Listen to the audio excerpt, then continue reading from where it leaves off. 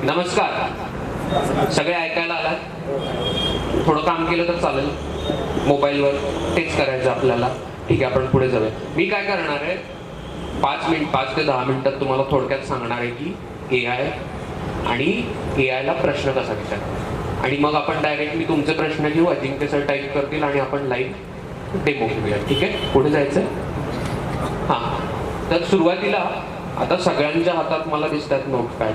नसतील तर तुम्ही सगळे शेती करता, तर आतापर्यंत तुम्हाला मागच्या काही महिन्यात आलेली सगळ्यात मोठी अडचण कोणती, हे फक्त तुम्ही तुमच्याकडे नोंद करून ठेवा. आणि आपण हे बघूयात की तुमच्या अडचणीला हे AI उत्तर देतं का. आम्ही पुण्यात बसून किती प्रश्न विचारलो, उत्तर देणारच आहे. आमचे प्रश्न वेगळे असू शकतील, तुमचे प्रश्न वेगळे असू शकतील. त्यामुळे तुम्हाला तुमच्या शेतातल्या पिकासंबंधी कोणती सगळ्यात मोठी अडचण आली आहे काही महिन्यात, ती तुम्ही तुमच्याकडे ठेवा, तुमच्या डोक्यात ठेवा, आणि त्याचा आपण पुढे डेमो घेऊया.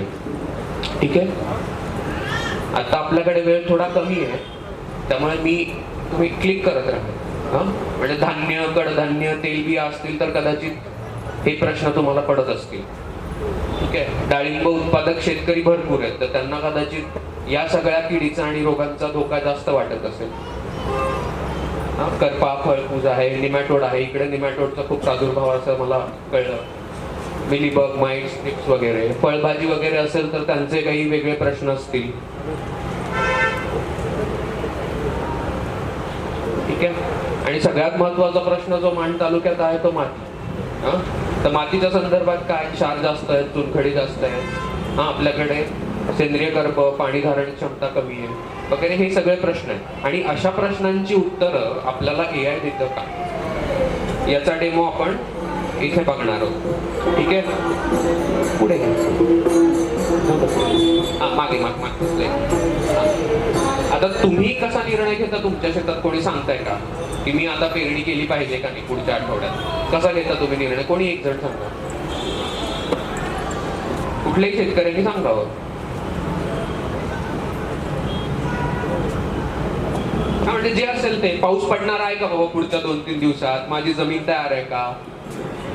म्हणजे काय काय विचार करता शेतकरी, काय विचार करतो पेरणी करायचा? पेरणी करताना वापसा कंडिक्शन, आपल्या जमिनीची मशागत, पूर्व मशागत योग्य प्रकारे झाली आहे का, किंवा आता एक पेरणी झाली तर ते उगवेल का, आणि सीझन आहे का, त्या पिकाचा सीझन आहे का. समजा ज्वारी करायची आहे, हरभराची थंडीच्या पिकाची थंडीमध्ये केली पाहिजे, जे ज्यावेळेस अशा पद्धतीने शेतकरी पूर्वीपासून वडिलांपासून जे आलेलं आहे पारंपरिक पद्धतीनं आम्ही आता सध्या तिकडून केले तर पुढं काम करतो. खूपच छान. मग आम्ही काय करतो, AI ला असाच विचार करायला शिकवतो. तुम्ही जसा विचार करता, एक शेतकरी कसा विचार करेल की हवामानाचा अंदाज काय आहे बाबा, वरती बघून ढग बघून. आता पूर्वापार कसं झालं ना, त्यावेळेस कुठे तुम्हाला मोबाईलवर कळत होतं का? त्यावेळेस मोबाईलच नव्हते. तर मग आम्ही तेच याला शिकवलं की आमच्याकडचा शेतकरी किंवा महाराष्ट्रातला शेतकरी असा विचार करतो पेरणी करायच्या आधी, छाटणी करायच्या आधी, खतं देताना वगैरे वगैरे. आणि तुम्हाला उत्तर देताना मग काय करतं, जे त्याला आम्ही शिकवलंय ती माहिती, हवामान, तुमच्या जमिनीचा डेटा, महाराष्ट्रातली जी माती आहे वेगवेगळ्या क्षेत्रातली, त्याच्या माहिती आधी ऑलरेडी त्याला शिकवलेली आहे. म्हणजे खरंच शिकवायलाच लागतं AI ला, म्हणजे शिकवणं हीच टर्म आहे AI ला. आणि मग तुम्ही त्याला फोटो टाकता, प्रश्न लिहून देऊ शकता, आणि त्याच्यावरून मग ते तुम्हाला उत्तर देतं. तुम्ही म्हणाल की याच्यावर विश्वास का ठेवायचा, तर त्याला आम्ही शिकवलं ऑलरेडी की माण तालुक्यातल्या मातीमध्ये हे प्रमाण जास्त आहे, हे प्रमाण कमी आहे. माण तालुक्यातले शेतकरी प्रामुख्याने ही पिकं घेतात. किंवा पुढच्या 5 वर्षात माण तालुक्यातल्या पिकांची शिफ्ट काय होईल, म्हणजे आता डाळिंब आहे, कदाचित 5 वर्षानंतर काहीतरी वेगळं असू शकेल, किंवा 5 वर्षानंतर हवामान बदलेल. तर मग त्याचे बरेचसे संशोधन केलेलं असतं की हवामान कसं बदलणार आहे काय, हे त्याला ऑलरेडी शिकवलेलं असतं. ठीक आहे. कृषी विद्यापीठाचं संशोधन असेल, भारतीय कृषी अनुसंधान परिषदेचं संशोधन असेल, किंवा आता तुम्हाला डाळिंब संशोधन केंद्र आहे इथे सोलापूरला, पुण्याला द्राक्ष संशोधन केंद्र, अशा सगळ्यांची माहिती एकत्र करून याला तुमच्या प्रश्नांची उत्तरं द्यायला शिकवलं.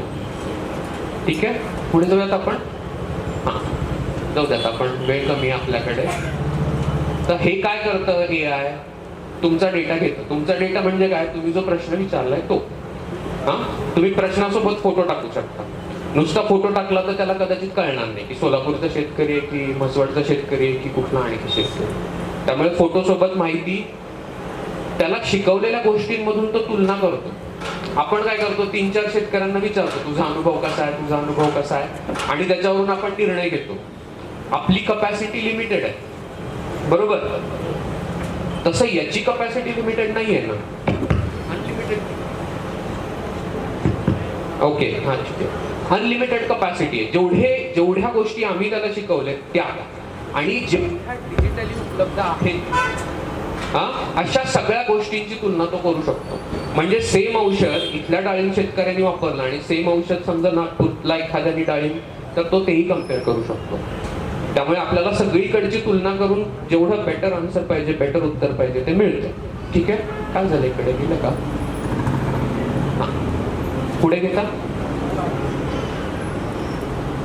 पुढे घ्या. आता हे AI कसं दिसतं? बऱ्याच लोकांनी हात वरती केले नाहीत विचारल्यावर तुम्ही ChatGPT जेमिनी वापरता का, म्हणून मग हे स्लाइड घ्या पुढे. हे आता सध्या सगळ्यात जास्त वापरले जाणारे AIचे ऍप्स आहेत. ChatGPT ऐकलं तरी असेल बऱ्याच लोकांनी. जेमिनी तर काय, आता तुम्ही गुगलवर सर्च केलं तरी जेमिनी पहिला जेमिनीच दिसतं तुम्हाला. ठीक आहे, ग्रॉक आहे, क्लॉड आहे. तर यातलं कुठलंही तुम्ही जेनेरिक म्हणजे इतर प्रश्नांसाठी वापरू शकता. हे तुम्हाला फक्त प्ले स्टोअरवर जायचं, इन्स्टॉल करायचं आणि वापरायला सुरुवात करायची. शेतीसाठी आपण एक वेगळा प्रयोग केलाय, तो मी तुम्हाला पुढे दाखवणार आहे. पण हे सगळ्या प्रश्नांची तुमच्या उत्तर देतात. आता इथे विद्यार्थी आहेत, व्यावसायिक आहेत, शेतकरी आहेत, तर हे कोणी वापरू शकतं. ठीक आहे, पुढे घेता. तर हे बघा, हे ChatGPT हे असं दिसतं. ते मधला डब्बा व्हॉट्सअप सारखाच आहे, बरोबर. जसं आपण मेसेज टाईप करतो तसंच तिथे तुम्हाला तुमचा प्रश्न टाईप करायचा आहे, खाली उत्तर येतं. पुढे जाऊ. हे क्लॉड आहे, ते तर मला रोज नावानिशी सकाळी सकाळी हाक मारतं. पुढे घ्या. ते बघा, ते पण त्याला माहिती आहे सगळी माझी, आता मी कशासाठी वापरतो, काय करतो. हे जेमिनी आहे गुगलचं. पुढे घ्या. हे ग्रॉक. पुढे घ्या. ठीक आहे. आणि आता इथे हे जे काही सगळे मी तुम्हाला दाखवतोय ना, ते संवादी आहेत, म्हणजे कॉन्व्हर्सेशन, गप्पा मारतात. ते काही डायरेक्टली तुम्हाला असं प्रिस्क्रिप्शन देतील की हे झालं तर हे करा, असं नाही. ते गप्पा मारतात. एक प्रश्न विचारला, उत्तर आलं, मग आणखी एक प्रश्न विचारला, मग उत्तर आलं. असं करत करत ते पण शिकत जातं की तुम्हाला काय पाहिजे, आणि मग तुमच्या प्रश्नाचं उत्तर येतं. ठीक आहे, पुढे घेऊयात आपण. ते बघा, तिथे तुम्हाला सगळीकडे दिसेल की तो सगळ्यांमध्ये कॉमन भाग आहे. का तर त्यांना इंग्रजीत कॉन्व्हर्सेशनल म्हणजे संवादी गप्पा मारणारं टूल आहे ते. म्हणजे मी तसंच सांगतो सगळ्यांना कोणाला की तुम्ही त्याच्यासोबत गप्पा मारायचा की माझ्या बागेत हा रोग आलाय बाबा, तर ते उत्तर देतं. मग सांगायचं हे मला नाही पटलं, हे बरोबर आहे, मग याचं तू स्पष्टीकरण दे. मग ते स्पष्टीकरण देतं. मग तुम्हाला आणखी एखादी शंका असेल, असं ते वाढत जातं. तुम्हाला जसं कृषी आपले KVKs किंवा हे सगळं देतात ना की ढगाळ वातावरणात काय करावं, 1, 2, 3, 4, हे तसं काम नाही करणार. हे आताच्या परिस्थितीनुसार, तुमच्या माहितीनुसार तुम्हाला गप्पा मारत उत्तरं देईल. आणि त्यातून तुम्हाला बघायला लागेल की आता हे मला लागणार आहे, हे मला लागणार आहे. आणि अशी तुमची एकदा हिस्ट्री तयार झाली की मग ते स्वतःला तुमच्या प्रकारे उत्तर द्यायला लागतं. ठीक आहे, म्हणून याला म्हणतात संवादी कृत्रिम बुद्धिमत्ता. ही बोलते तुमच्यासोबत.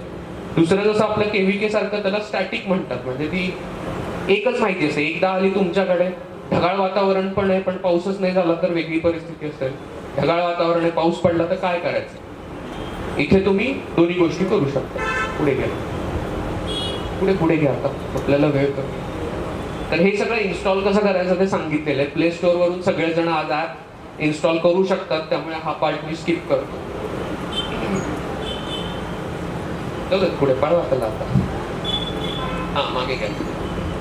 आता आपण काय करणार आहोत, तुमचे प्रश्न घेणार आहोत आणि तुमच्या प्रश्नाला हे AI समाधानकारक उत्तर देते का नाही हे बघू. त्यामुळे त्या AI सोबत माझी पण परीक्षा आहे. समाधानकारक उत्तर दिलं तर पास झालो, नाही तर फेल झालो. पुढे घेऊया. पण इथे तुम्ही काय एका वाक्यात प्रश्न विचारणार की सविस्तर माहिती देणार, हा इथे मुद्दा येतो दुसरा. त्यामुळे पुढच्या स्लाइडवर जाऊयात आपण. मी आता 2 प्रश्न विचारले, सेमच प्रश्न. पहिला प्रश्न काय आहे की शेतकऱ्याचं नाव, गाव, तालुका, माझं वाण कुठलं आहे, डाळिंबाचं, असं सगळं माहिती, माझं हवामान, माती वगैरे, असं सगळं एक व्यवस्थित प्रश्न बनवला. आणि दुसरा प्रश्न एका वाक्यात. तुम्हाला काय वाटतं की कुठल्या प्रश्नाला AI चांगलं उत्तर दे पहिल्या की दुसऱ्या? पहिल्या. का बरं पहिल्या? सविस्तर माहिती आहे म्हणून मी तुम्हाला आधी सांगितलं की एआय उत्तर कशावर देतं? डेटावर देतं, माहितीवर देतं. तुम्ही जेवढी माहिती द्याल तेवढं चांगलं उत्तर तुम्हाला मिळेल. जेवढी कमी माहिती द्याल तेवढं उत्तर चुकण्याची शक्यता काय असेल? जास्त असेल. त्यामुळे हा फॉर्मॅट एक लक्षात ठेवा तुम्ही.